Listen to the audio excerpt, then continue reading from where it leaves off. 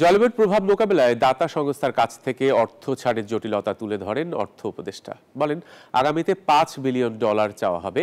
শুধুমাত্র উন্নত বিশ্বের প্রতিশ্রুতির ওপর নির্ভর না করে নিজেদের সামর্থ্যের মধ্যেই কাজ এগিয়ে নেওয়ার আহ্বান জানিয়েছেন তিনি। সকালে রাজধানীর আগারগাঁওয়ে PKSF ভবনে গণমাধ্যম কর্মীদের জন্য জলবায়ু অর্থায়ন শীর্ষক কর্মশালায় প্রধান উপদেষ্টা এসব কথা বলেন। বাংলাদেশে জলবায়ু পরিবর্তনের প্রভাব দিন দিন প্রকট হচ্ছে।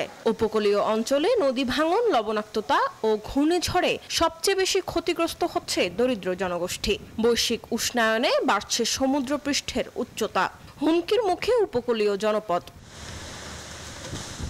এমন প্রেক্ষাপটে জলবায়ু অর্থায়ন নিশ্চিত করার গুরুত্ব তুলে ধরেন প্রেস সচিব।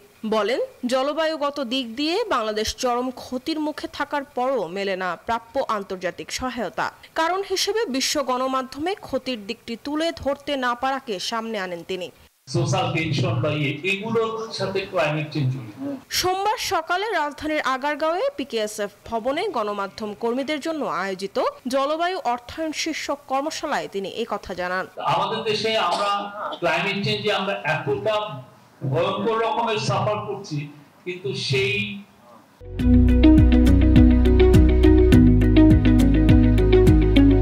স্টোরিটা সামহাও এটা আমাদের একদম নিজস্ব পেজগুলোর তলানিতে থাকে। দাতা সংস্থা IMF থেকে মাত্র $1-2 বিলিয়ন আনতে প্রচুর পরিশ্রম করতে হয়, অথচ ভবিষ্যতে জলবায়ু পরিবর্তন মোকাবেলায় অন্তত $5 বিলিয়ন প্রয়োজন হবে বলে জানান অর্থ উপদেষ্টা। আমরা এবার $5 বিলিয়ন নেগোসিয়েশন করে, আর অতএব সহজে তো অর্থ আসবে না।